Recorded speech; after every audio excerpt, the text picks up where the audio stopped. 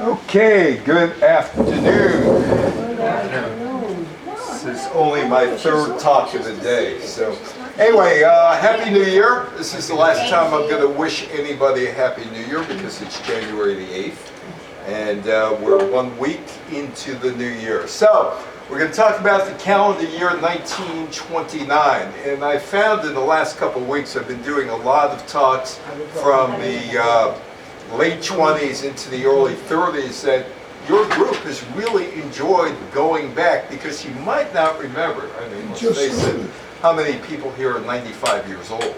You'd have to be 100 years old to remember 1929. But a lot of things that happened in 1929 impacted virtually all of your lives and my life too. Because I dealt with my grandfather who was born in 1892. I didn't know my grandmother, and I dealt with my other grandmother. And my grandfather died when he was 4, my other grandfather. But certainly I dealt with people who were from the 1920s. Billions lost in new stock crash. We have a new person here. Could you use the microphone? Oh, sure, if it works. Hello, hello, hello. Hello, hello, is this working? Yes. Okay, so 1929, the Roaring Twenties end on October 29th, 1929, when the stock market crashed. Now, my family didn't have money, so it didn't really matter to them. They were poor. Yeah, they were poor. I mean, my grandfather and grandmother had 5 kids. One of them came in 1932, and then they brought in 2 other kids because, yeah, it was that time, but that was later on. The Flappers, they were around in 1929. Some of you might have known Flappers in your life who might not have admitted it. Organized crime and prohibition. That was a big, big deal. St. Valentine's Day Massacre. The Nazis, they were just a fringe party in 1929. It's amazing how quickly they gathered power. Vatican City is a sovereign state, and those are the Swiss guards that patrol Vatican City. Niagara Falls, that was protected in 1929. And the winner is 1929 is the first year of the Oscars. How many of you enjoyed Popeye the Sailor Man? How many? I How like many? it. You like, When I well, was a kid. this is his first appearance in the comic strip. How many of you played bingo? In 1929? And I did. No, now. I wasn't born. Now, how many of you played bingo? Joking. Bingo was invented in 1929 in the United States. And how many of you listened to the car radio?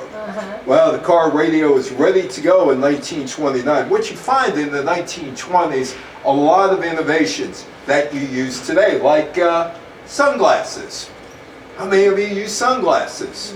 Mass production. And how many of you have had bird's eye food or frozen food? Well, that comes about in 1929.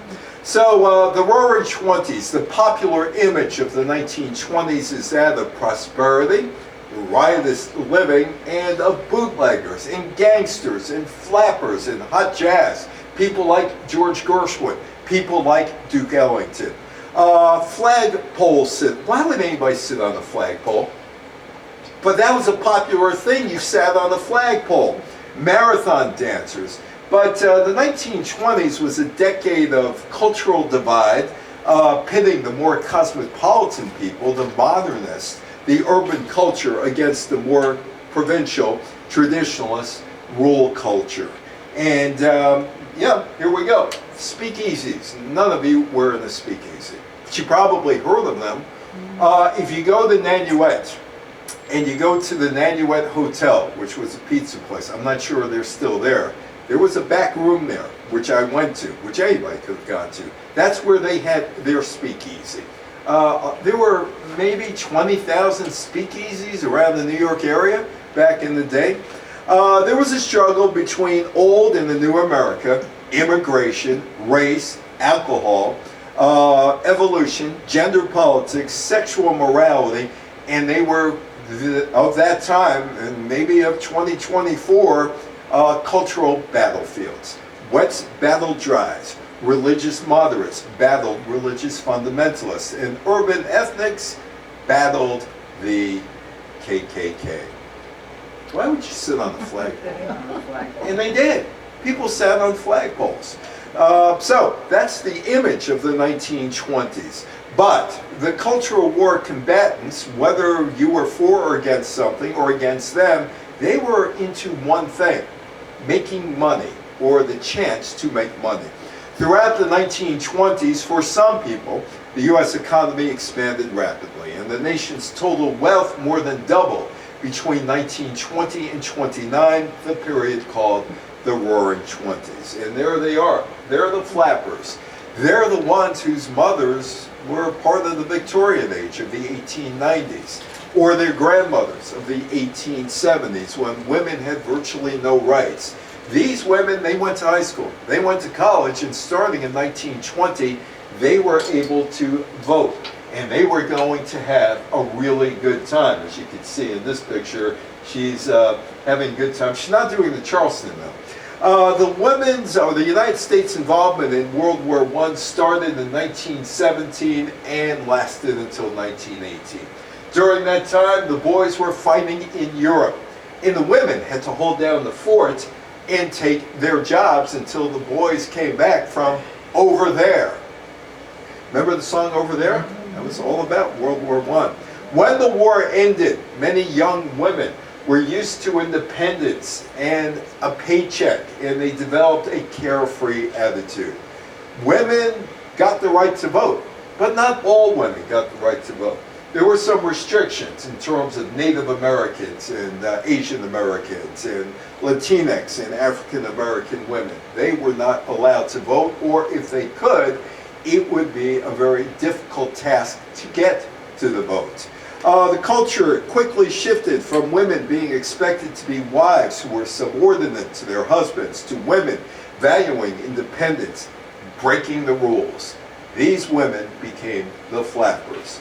Lost girls, the symbol and the situation of the flapper. There's a book. Unlike their mothers, who grew up, say, we're talking 1929, so they may have grown up as late as 1909. So unlike their women from the women of the 1770s and 1780s and the gay 80s and the 19-teens, flappers went to high school. They went to college. They devoured new books featuring confident, fun-loving adolescent heroines who hiked, camped, played tennis, played golf, solved mysteries, and they wanted to emulate the flat-chested, hipless physiques of adolescent boys. They envied them because they thought they had freedom and they lacked domestic responsibilities. They were the flappers, and the flappers, of course, talking about generational gaps and generation going from generation, they were grave concerns, their actions to their parents who were worried, and educators, and physicians, and clergymen. They feared that sports and higher education would be ruinous. In fact, in England, the most popular soccer team was the women's soccer team of the early Roaring Twenties. By 1922, high-level women's soccer was outlawed in England. Anyway, they're doing the Charleston. They're having a good old time. Post-war prosperity expressed itself in many ways. One, the availability of credit. Stores gave you credit. Now, you had to have a guy co-sign because they didn't trust women. Whether it be a husband, a father, a brother, an uncle, or a friend, the guy had to co-sign for a credit card. But department stores opened as the middle class could now use credit to obtain upper class luxuries, leading to the birth of consumerism. With it came the flapper dress, mass-produced for public consumption. Oh, is this 2024 or is this 1929? New cosmetic companies sold skin cream to eradicate wrinkles. Magazines advertised flapper hairstyles, clothing, extreme diets, dubious claims for slimming effects of cigarettes and chewing gum. Some women had cosmetic surgery, facelifts, kicking off an era of damaging self-scrutiny and obsession with weight, youthfulness, and body image. That is the actress Louise Brooks, and that is her haircut. That was called the bob. How many of you heard of the bob? Some of you heard of the bob. A flapper cut her hair short into what was called the bob. A flapper wore shorter dresses, rouged her knees. Nobody has told me what rouging your knees do. Anybody know? What? Makes them red. Makes it red. Well, well, it could be. Why would you want red knees? Doesn't make Well, it could be that they're signaling to somebody something. Oh my God. Although, you know what red means stop also, right? But these women, I don't know. And they rouged their cheeks. She drank alcohol. She smoked cigarettes. She dated multiple men before marriage. And there was birth control. Maybe that's why they rouged their knees. The diaphragm is introduced, and that allowed women to experiment with non-marriage sex. They went to speakeasies. That was a place where they drank alcohol, provided by gangsters. St. Valentine's Day Massacre, and that was on Valentine's Day, 1929. I'm going to digress here for a minute and tell you about my experience with a bootlegger. I was 18 years old. It's 1974. And I was working because I needed money at the Rockland Drive-In movie in Muncie, New York. I was also doing some journalistic work. I started when I was 15. And we had a projectionist by the name of Al Morris, who must have been born in 1889 or 1900 or 1901. I think it was 1889 because he actually flew dogfights in World War I. Knew Rickenbacker as well. Knew of the Red Baron. But his days are done in 1918 in the Air Force or the Army, and he comes back to Rockland County, and he lives in Spring Valley. But he was also a Canadian citizen, came from Montreal, and he was a bootlegger. And what he would do once Prohibition started in 1920 was he'd have his car, he'd go from Spring Valley over to Suffern. The tracks are still there in Suffern. Going north, it went to Montreal. Going west, it went to Chicago. And one day I'm asking Al, I said, well, what was it like for you as I was 18 in 1974, what was it like for an 18-year-old Albert Morris? And he told me, yeah, he was in World War I, then he came home. And he needed a job. And he got a job as a bootlegger. And that's all he would tell me. Now, he would tell me this. He'd go down to Suffern, he'd pick up the whiskey, which came from the north, presumably Canada. He was a Canadian citizen, so they didn't actually check him out all that much when he picked up some stash off the railroad. And he would bring the booze back to his house and load it in the bathtub, water it down, and then he would go back to Suffern and send it west. Okay, I'd ask him, well, where'd it come from? I don't know. Well, when you sent it west, did it go to Chicago? Did it go to Capone? Did it go to George Revis? I don't know. Who paid you? I don't know. I worked with him for 3 years, 74, 75, 76. I don't know. I don't know. I don't know. Now, Prohibition ended in 1933. This is 41, 42, and 43 years later, and he's stuck to the code. I don't know. I've never heard of him. I don't know. And that was my my brush with a bootlegger, Albert Morris, who also owned the airport in Spring Valley. He actually owned 2 airports for a while, and he was a flyer, and during World War II, he was too old to serve, but he was an instructor during World War II.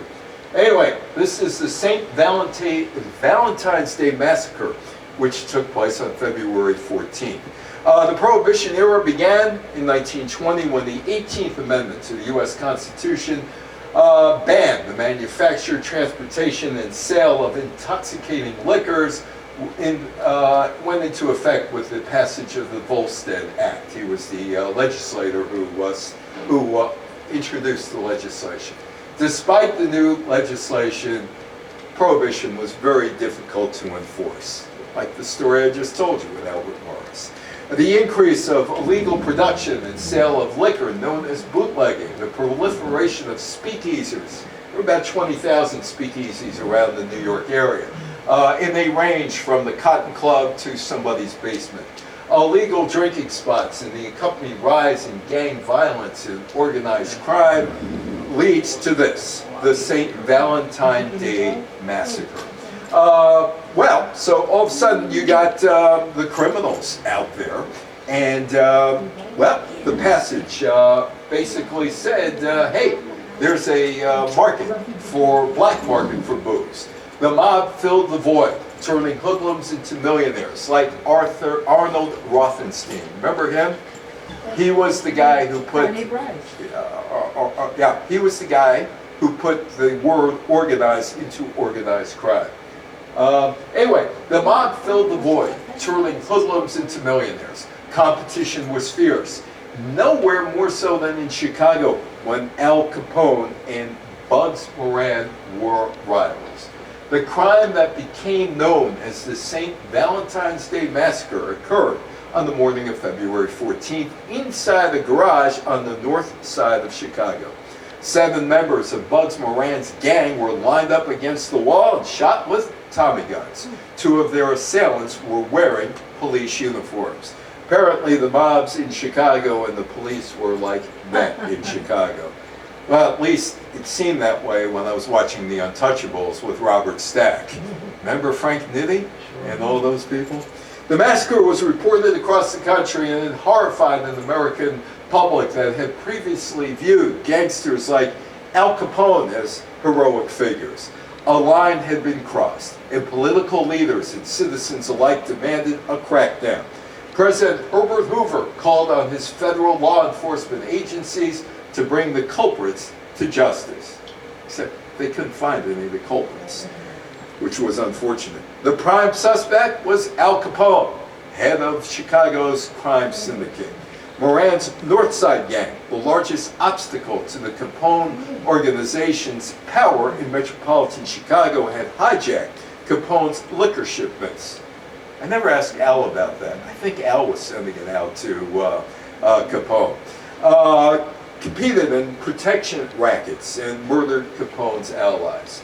Law enforcement officials could not prove any involvement by Capone, who happened to be in Miami at the time. No one was ever tried for the killings. Now, there were a lot of inventions in the 1920s, including this, the washing machine. You can see the electric wire coming out of the washing machine. Advances in technology led to the age of electricity, and many homes in America, especially in the industrialized cities, were powered by electricity. Access to electricity in the 1920s provided Americans with the power to run new labor-saving devices such as refrigerators, washing machines, radios, phonographs, electric razors, irons, vacuum cleaners. But not everybody had electricity. In fact, it wouldn't be until Roosevelt's programs and the TVA, the Tennessee Valley Authority, where electricity would go to some rural areas. In fact, I spoke at Central Michigan University in April 1999. I was hired by a guy by the name of Walt Schneider, who was in his 60s at the time. And he told me he grew up near Grand Rapids, Michigan, without indoor plumbing. The first time he saw indoor plumbing was when he went to college. So not everybody had these type of things. The 1920s, a period of immense prosperity for America. The gross national product went up by 59%. The engine of the new prosperity was the automobile, which had become the largest industry in America, led by General Motors, Ford Motor Company, and the new kid on the block, Chrysler. In the roaring 1920s, cars tripled in number. Their manufacturing was consuming about 20% of the steel produced in America, 80% of the rubber, 75% of the plate glass window. The Dow Jones average went up 400% if you had money to invest, but not everybody had money to invest. Well, there were early warning signs that the market was going to crash in 1928. The Federal Reserve launched a very public campaign to slow down runaway stock prices by cutting off easy credit to investors. Herbert Hoover became the President of the United States, took the oath of office on March 4th, 1929. He's the 31st President of the United States. In 1928, in November, well, he gets a mandate. He wins 58% of the popular vote, gets 444 electoral votes to the Democrat, the New York Governor, Al Smith's 87 electoral votes. A landslide and a mandate. Herbert Hoover, do whatever you need. His inaugural speech focused on what he called the ideals and aspirations of America. He proposed criminal justice reform and a stronger enforcement of prohibition, declaring that a large responsibility rests directly upon our citizens. There would be little traffic in illegal liquor if only criminals patronized it. He misread the public. A lot of the public was drinking. He also touched on a series of education and public health issues, saying public health services should be fully organized and as universally incorporated into our government system as is public education. And there is the President Herbert Hoover. As president, he announced an expansion of the civil service protection throughout the federal government, ordered a review of all private oil leases. The Teapot Dome scandal under the Harding administration is still fresh in people's mind. That included the private oil leases on public land in order to root out abuses that had caused scandals during the Harding administration, and directed federal law enforcement officials to focus their energies on gangster-ridden Chicago. In Hoover's mind, crime was the biggest problem America faced. As far as the economy, that's going to grow. That's going to grow. That's going to grow. Hoover, everybody could be rich, and that is Federal Hall in Lower Manhattan. While the market was rising seemingly without limits, there were few critics. Based on 8 years of continued prosperity, presidents and economists alike, along with people like Andrew Mellon, who was the Secretary of the Treasury under Coolidge, confidently predicted that America would soon enter a time where there would be no more poverty, no more depressions, a new era where everybody could be rich. Well, not so. The stock market. 1929, in the 20s, investing in the stock market became somewhat of a national pastime for those who could afford it yes? You can't hear? It's on? Okay. Okay. Who could afford it, and even those who could not. The latter borrowed from stockbrokers to finance their investments, and the stockbrokers were only so happy to give you money. You bought stocks on margin. Put up 10%, and eventually you'll pay back the rest. The economic growth created an environment in which speculating in stocks would almost become a hobby, with the general population wanting a piece of the market. Many were buying stocks on margin, the practice of buying an asset where the buyer pays only a percentage of the asset's value and borrows the rest from the bank or the broker. And these people want to get in, and they want to get in as quickly as possible. The stock market, centered at the New York Stock Exchange, Wall Street, New York City, was the scene of reckless speculation where everyone from millionaire tycoons to cooks to janitors poured their life savings into stocks. As a result, the stock market underwent rapid expansion, reaching its peak in August. In a last-ditch effort to undercut the spike in stock prices, the Federal Reserve decided to raise interest rates in August. But there was one guy by the name of Roger Babson, who was telling people, get out of the market now, it's going to go. And when it crashes, it's going to crash hard. Don't be caught holding the bag.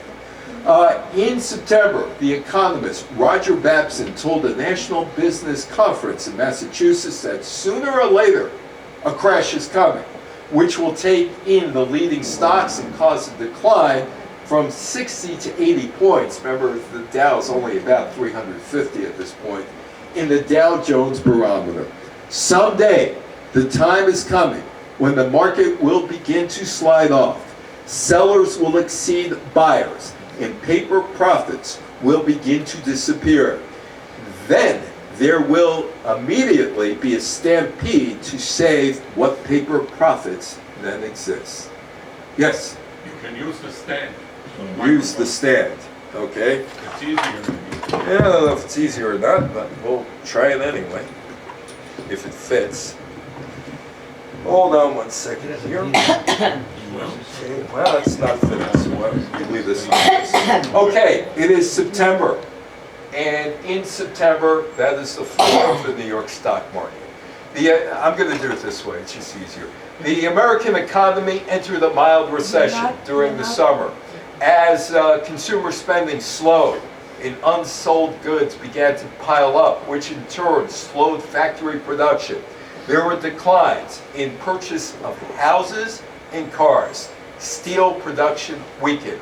Nonetheless, the stock prices continued to rise, and by the fall had reached stratospheric levels that could not be justified by future earnings.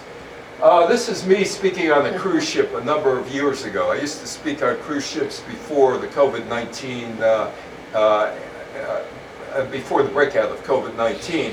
And I'm only using this picture because it showed how far people were willing to go to listen to what's going on in the stock market. They opened up, the stock market opened up a stock market at sea. It's October 4th. The New York Stock Exchange gave 2 brokerage houses permission to establish offices with continuous stock quotations by radio on transatlantic ships. Within a few weeks, business will be following the flags of 3 nations across the Bounty, Maine. The American businessman will be able to take a vacation in Europe without stopping for a single day his transactions at the center of speculation. New York World newspaper.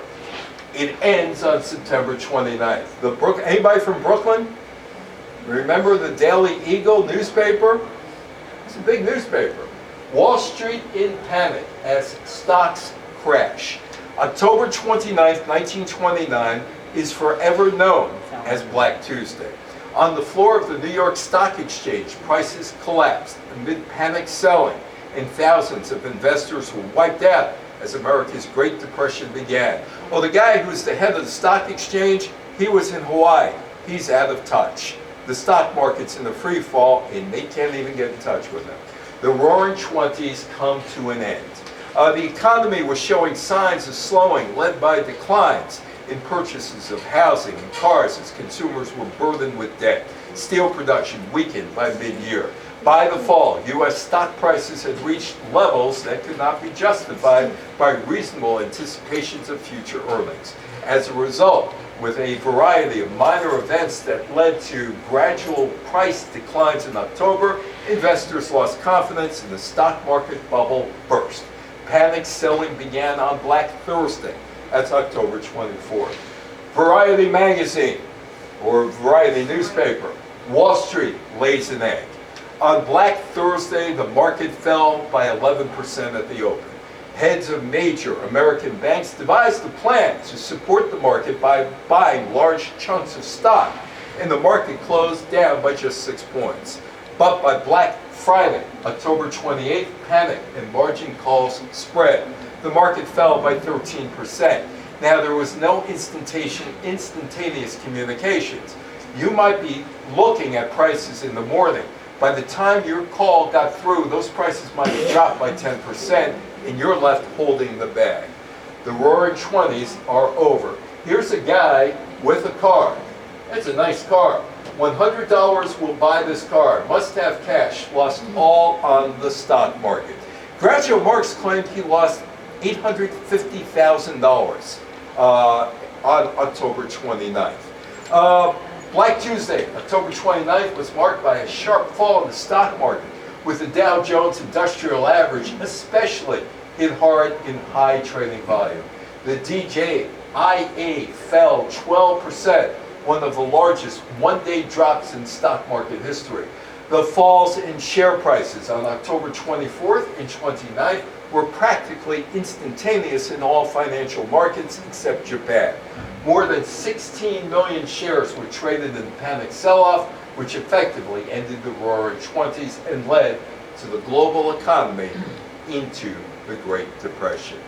Efforts by financiers and industrials to support prices could not stem the tide of selling. The market lost $30 billion in value in 2 days.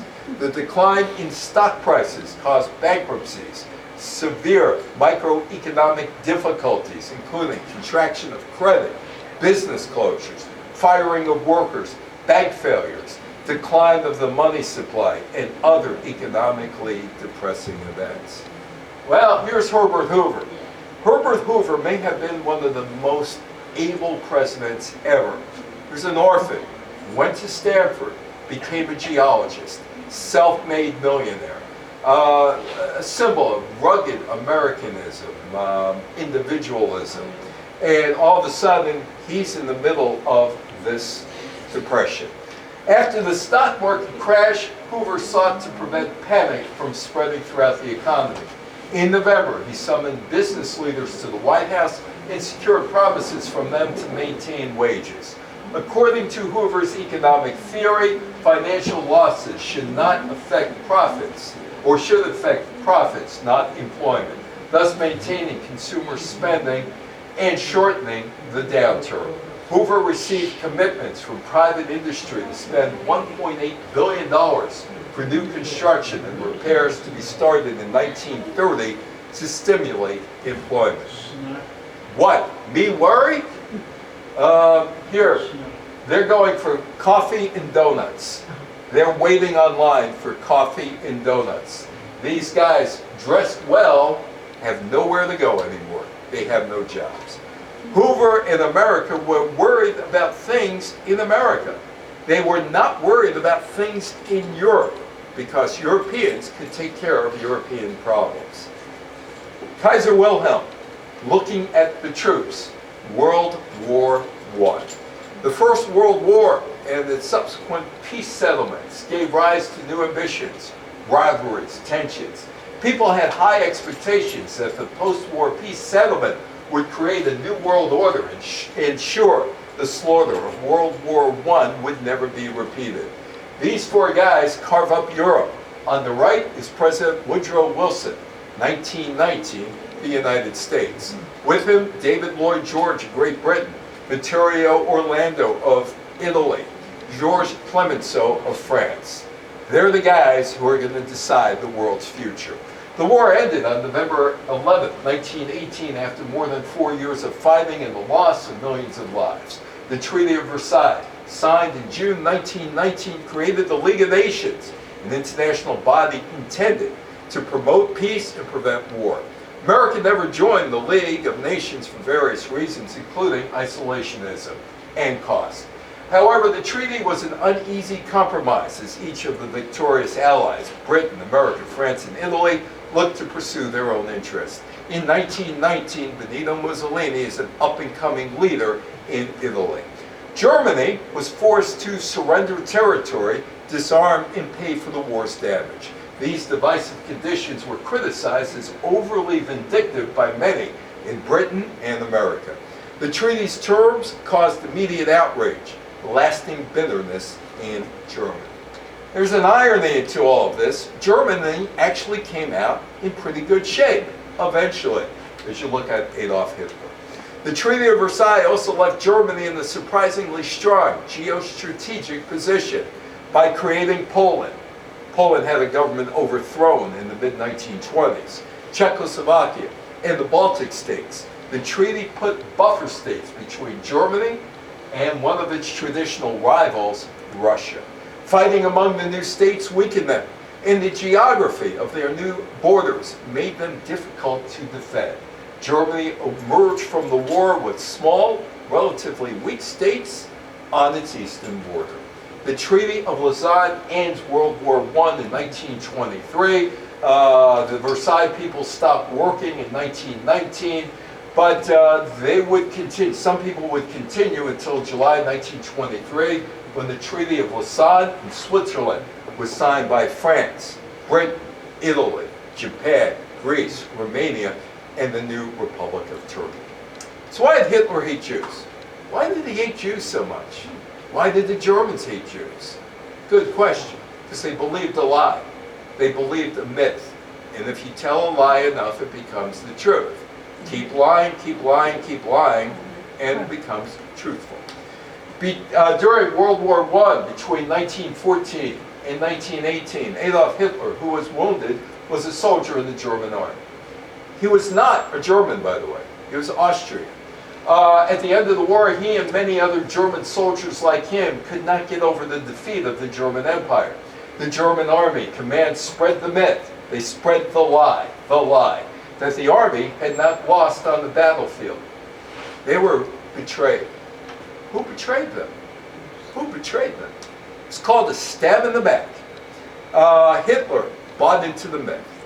Jews and communists had betrayed the country and brought a left-wing government to power that had wanted to throw in the towel. The start of Nazism is linked back to this day in 1920 in Munich. It's February 24th. Adolf Hitler delivered the Nazi Party platform speech to a large crowd in Munich, an event that is often regarded as the foundation of Nazism. The German Workers' Party had existed. You got to give Hitler credit for this. He knew how to speak. He was a great orator. And he lays out a 25-point plan. His central idea, strengthen German citizenship by excluding and controlling Jewish people and others deemed to be non-German. There's a problem with this. Even though Germany was supporting Adolf Hitler, Hitler was not a German citizen. He was an Austrian. And under the Hitler doctrine, he would have been deported to Austria. He writes Mein Kampf while he was in jail. In his memoir, propaganda tract Mein Kampf, My Struggle, Hitler predicted a general European war would result in the extermination of the Jewish race in Germany. Mein Kampf was written in jail after he was arrested for his participation of the Beer Hall Push in Munich, November 9th and 10th, 1923, when the Nazi Party tried to overthrow the German government. He's released from jail in December 1924, put on probation. So why did Hitler hate the Jews? There are his cohorts. He blamed the Jews for the defeat, created a stereotypical enemy in the 1920s. The defeated country was in a major crisis. According to the Nazis, expelling the Jews was the solution to every problem in Germany. In 1929, the Nazis are still a fringe party. The National Socialist German Workers' Party, or the Nazi Party, was a small party on the radical right of the German political spectrum. In the Reichstag parliamentary elections of May 2nd, 1928, the Nazis received only 2.6% of the national vote. That was a decline from 1924, where they got 3% of the vote. In November 1917, November 17, 1928, in the Berlin town council elections, the Nazis won just 13 of 225 seats. German policymakers assumed that we're seeing the end of the Nazis. As a result of the 1928 election, a grand coalition of Germany's Social Democratic, Catholic Central, German Democratic, and German People's Parties governed the Weimar Germany Republic into the first 6 months of the economic downturn in 1930. The Nazis, they thought, were marginalized. They were done. Well, the Kellogg-Briand Pact was signed in 1929. It was February 6th, and the aims were to promote peace, reduce war, and that's signed by Germany. In the spring 1927, the French Foreign Minister, Aristide Briand, suggested a bilateral non-aggression pact with the U.S. Taking up the idea, U.S. Secretary of State Frank B. Kellogg proposed a multilateral treaty signed by all the major powers of the world. The French agreed, and the Kellogg-Briand Pact was signed in 1928, coming into effect on July 29th. 47 other nations followed suit. We know about Hamas this year, right? Well, let's go back 95 years. Nothing has changed. Nothing has changed. See what that says? Palestine riots. The Palestine riots were a series of demonstrations and riots in August in which the long-standing dispute between Muslims and Jews over access to the Western Wall in Jerusalem escalated into violence. The attacks by Arabs on Jews accompanied by destruction of Jewish property. From August 23rd to August 29th, 133 Jews were killed by Arabs, 339 Jews were injured, most of them unarmed. There were 116 Arabs killed, at least 232 wounded, mostly by mandate police suppressing the riots. Great Britain screwed up in the Middle East. The Balfour Declaration 1917 was ill-advised. What the Brits tried to do was make everybody happy, and they couldn't make anybody happy. This is 1929. Does this sound familiar? Like it could have happened in 2023? 94 years later? Yes or no? No. Sounds familiar, doesn't it? The creation of Vatican City. My picture of Vatican City, somewhere in that picture is my wife walking around. On June 7th, Vatican City became a sovereign independent state.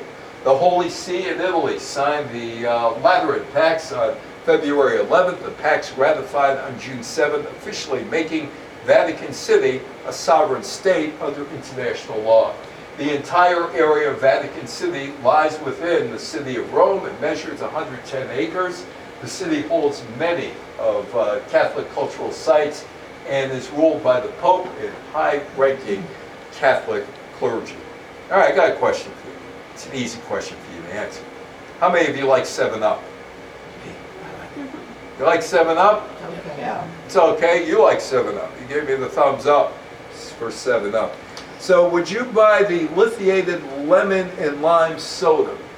Would you buy this, the lithiated lemons and lime soda? And it's citric of lithium and sodium? No. No? But you did. It's 7-Up. 7-Up was created by Charles Leiper Grigg, who launched his St. Louis-based company, the Howdy Corporation, in 1920. Grigg came up with a formula for a lemon-lime soft drink.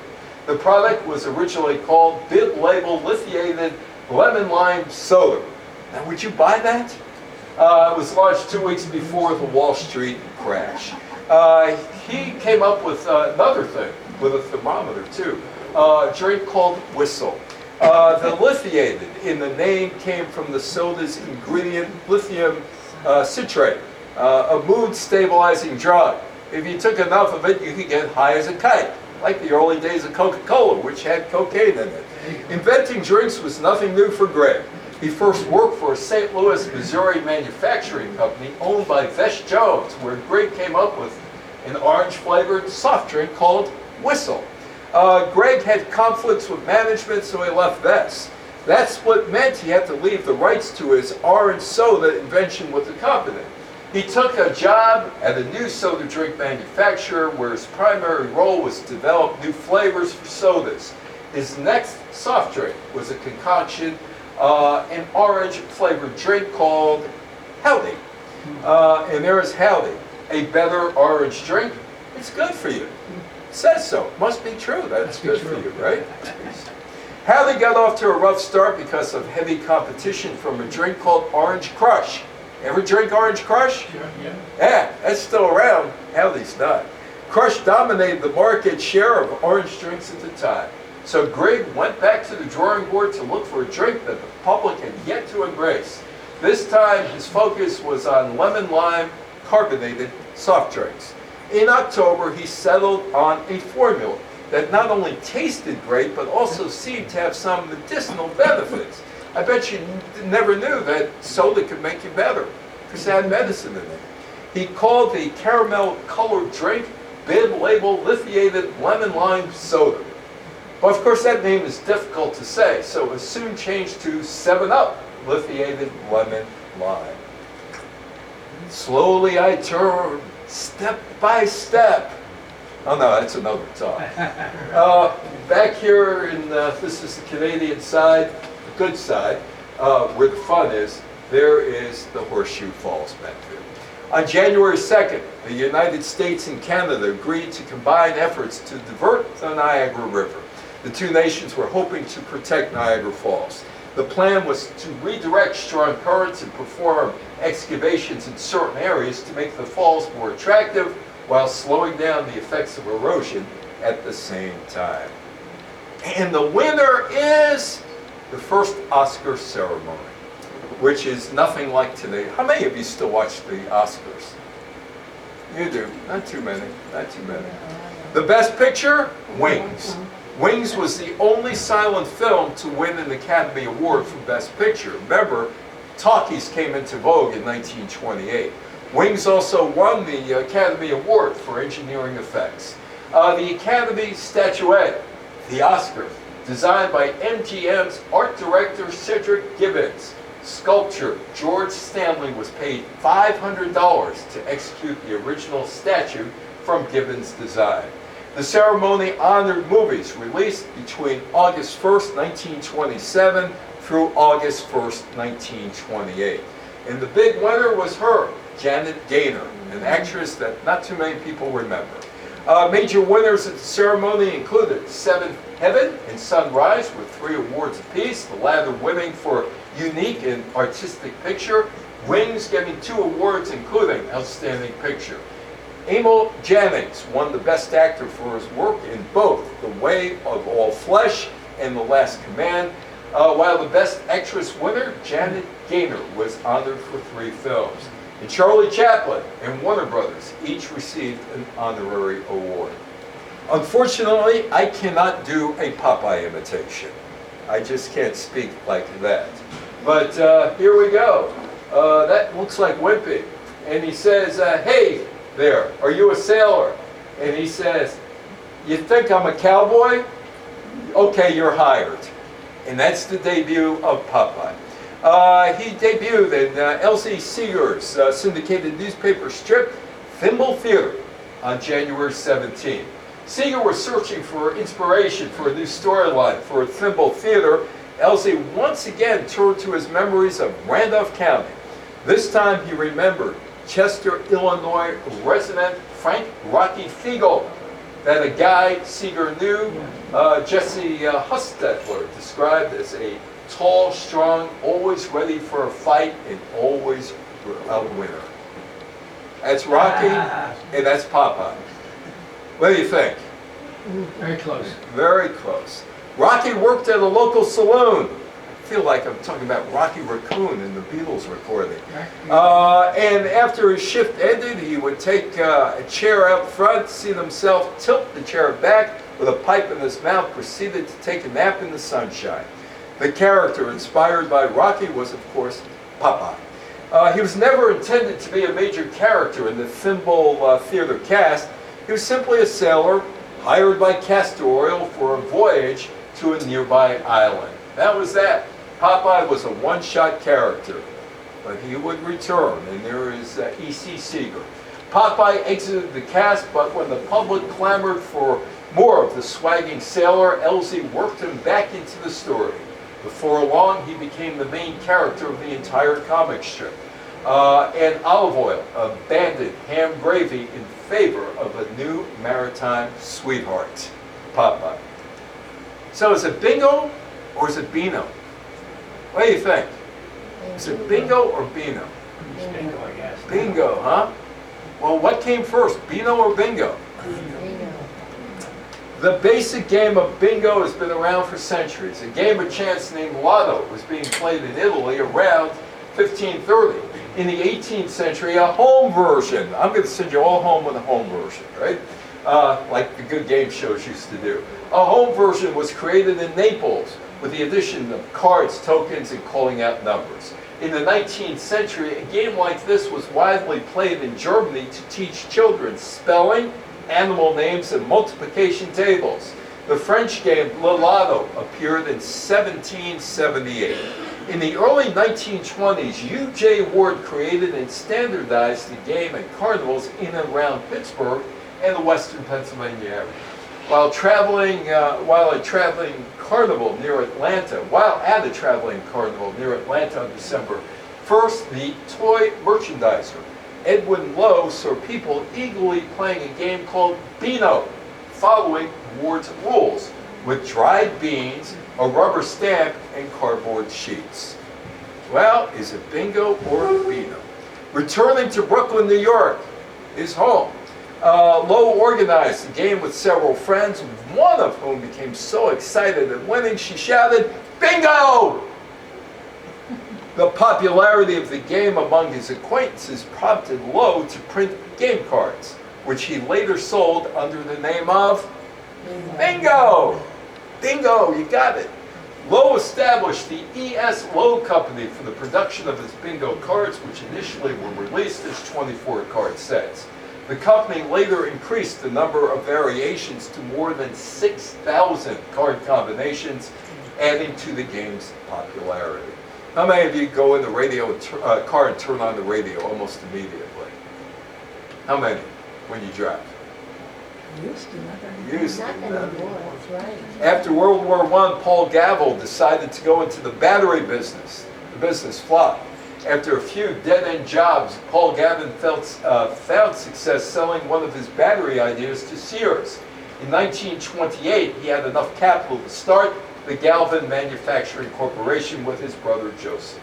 With 5 employees and half of one floor in the warehouse, he saw promise in the home radio market and began selling radio parts as well as batteries. Sitting in the back seat of my car? I worked at a drive-in movie. I saw a lot of people sitting in the back seat of a car over 3 years. Can't tell you who. Can't tell you if I was involved, but I know it happened. One evening, 2 young men named William Lear and Elmer Wavery drove their girlfriends to Lookout Point high above the Mississippi River, town of Quincy, Illinois, to watch the sunset. You think they were just watching the sunset? One of them sitting in the back seat of the car. Anyway, one of the women observed that it would be nicer if they could listen to music in the car. One in the front, one in the back. I don't know. Sitting in the back seat of my car. Well, one of them is sitting in the front, one of them is sitting in the back, and the 2 men liked the idea. They tinkered with radios, but getting a radio to work in the car was a problem. With ignition switches, generators, spark plugs, and other electrical equipment that generate noisy static interference.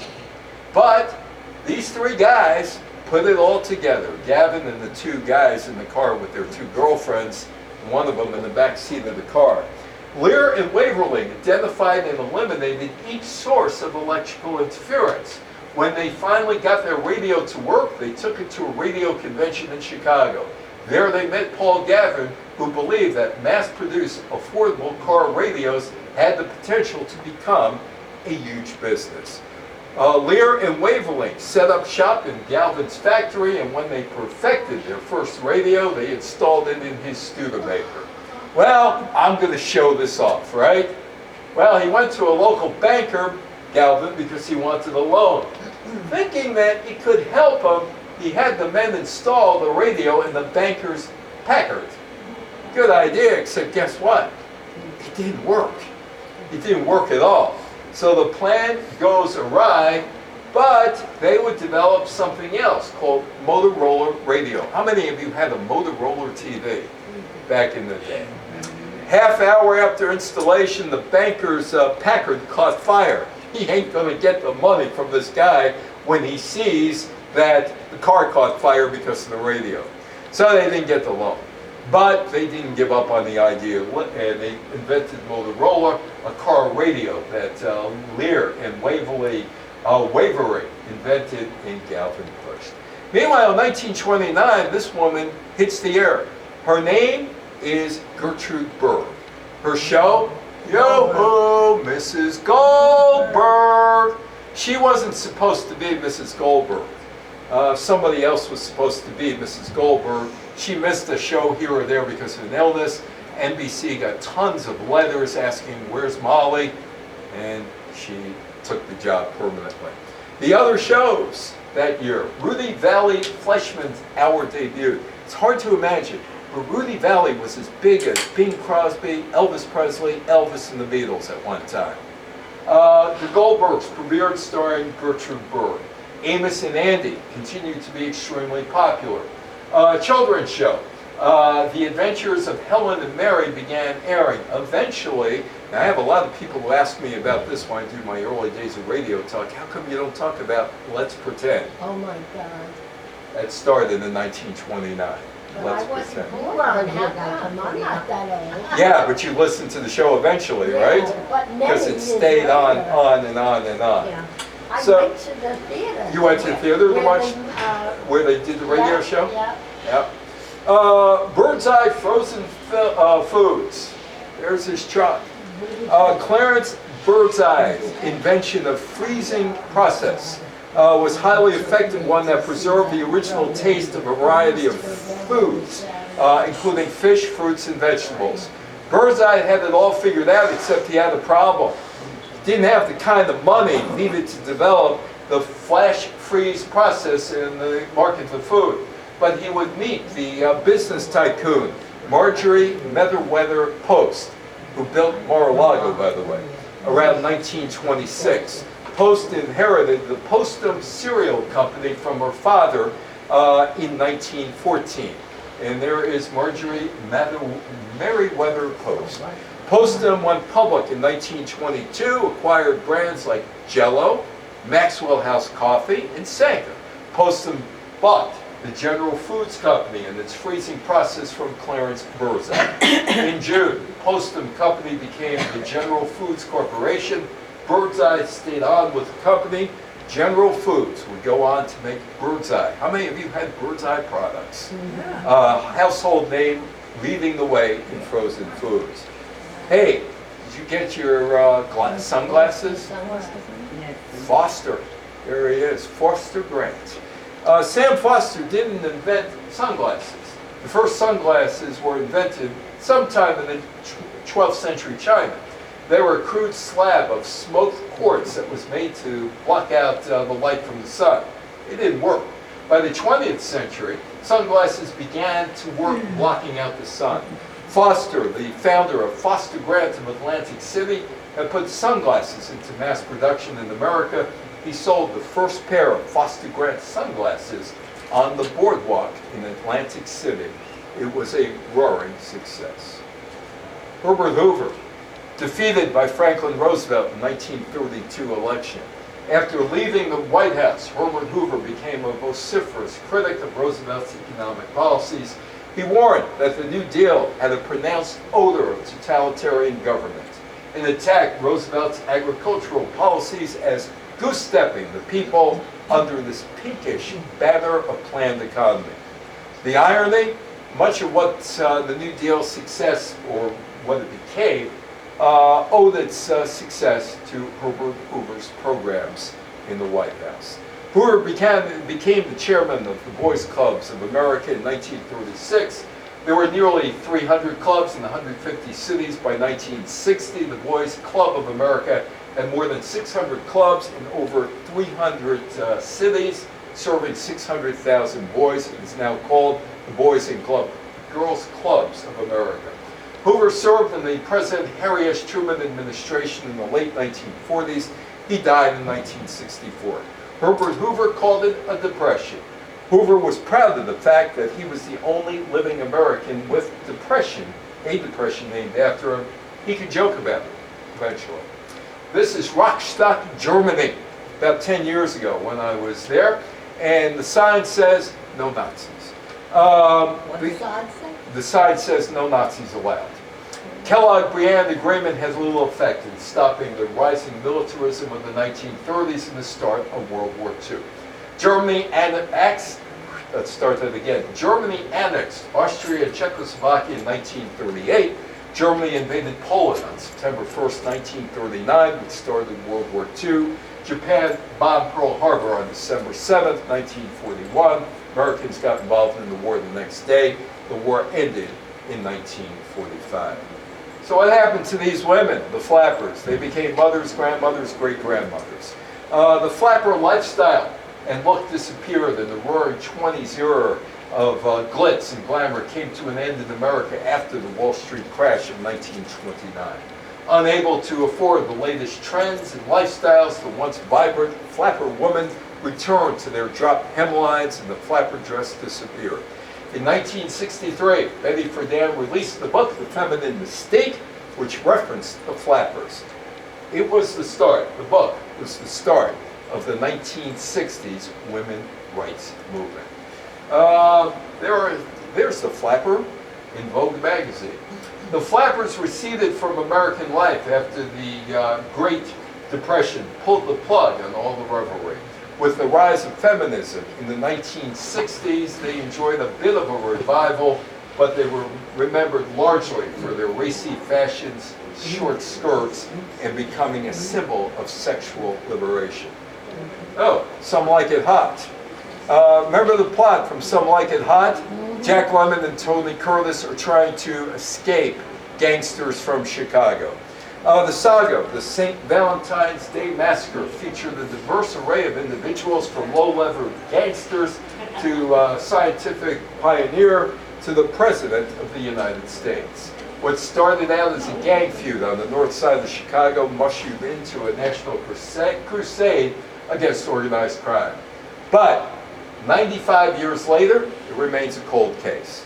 But it's had a lasting impact on American culture.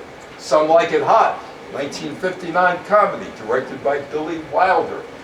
Tony Curtis and Jack Lemmon play characters on the run after witnessing the St. Valentine's Day Massacre. Capone. On October 17, 1931, Al Capone was found guilty of tax evasion. 1 week later, October 24, 1931, he was sentenced to 11 years in prison. He was fined $50,000 court costs and to pay back taxes of $215,000. His days as a gangster ended. Middle East. The British-appointed Shaw Commission found that the fundamental cause of violence in the Palestinian riots, without which, in our opinion, disturbances either would not have occurred or would have been little more than a local riot, is the Arab feeling of animosity and hostility towards Jews consequent upon the disappointment of their political and national aspirations and fear for their economic future, as well as Arab fears of Jewish immigrants, not only as a menace to their livelihood, but as a possible overlord to their future. The problem has never been resolved. 7-Up, there you go, 7-Up sells the stomach. The adenine citrate neutralized free acid. The sugar is inverted, burns clean. 7-Up is more than a mixer. It blends out the harsh features, dispels hangovers. Take it, you get rid of a hangover. Takes the ouch out of grouch. By 1940, 7-Up was the third best soft drink seller in the world. The Howdy Corporation eventually changed to the 7-Up Company. The 7-Up brand was sold to Westinghouse in 1969. It's changed hands a number of times. It's now owned by the Keurig Dr. Pepper Company and is distributed down the street here by PepsiCo. I am's what I am's. Do you know the origin of the name 7-Up? I told you, it was, oh no, they just wanted something that sounded good. That was about it. I am's what I am's. Popeye with bulging forearms, a mean uppercut, and a love of canned spinach is still entrenched in popular culture. The character remains one of the most recognizable cartoon figures in the world. He also had an invisible friend named Jeep. And it may have been the inspiration of the Army naming this vehicle the Jeep. It may have come from Popeye. There is 1929 Legacy, E.S. Lowe, and somebody yelling bingo. E.S. Lowe not only manufactured bingo, but it manufactured another game that you might have played, Yahtzee. He also made plastic toys, miniature chess and checker sets that were popular among American servicemen in World War II. Milton Bradley purchased the company in 1973 for $26 million. Here is a guy using a Motorola radio. This is the legacy of the car radio. 1947, Gavin manufactured, became Motorola. 1947, they came out with a television set, the first one to sell for under $200. The company introduced the world's first pager in 1959. In 1969, it supplied the radio and television equipment that was used to televise Neil Armstrong's first steps on the moon. In 1973, it invented the world's first handheld cellular phone. How about the guy who was in the back seat of the car, William Lear? I don't know what happened in the back seat of the car, but I do know this. He was the founder of Learjet, a manufacturer of business jets. Today, electric vehicle automakers claim that AM radio interferes with their cars, and the automakers want to drop the AM ban from their cars. General Foods. You've all had General Foods products. The former Bird's Eye Company Limited, originally named Bird's Eye Seafood Inc., was part of General Foods until 1985, when it was acquired by Philip Morris. Bird's Eye is now owned by the ConAgra brands in the United States, by Nomad Foods in Europe, and Simplot in Australia. And in 1929, Foster and Grant sold a half interest in their firm to Goody Products, a New Jersey manufacturer of hair ornaments and accessories. The company changed hands numerous times and is now owned by FGX International. Thank you so much. Any questions, any comments? Your turn to talk. I'm done talking. What was the,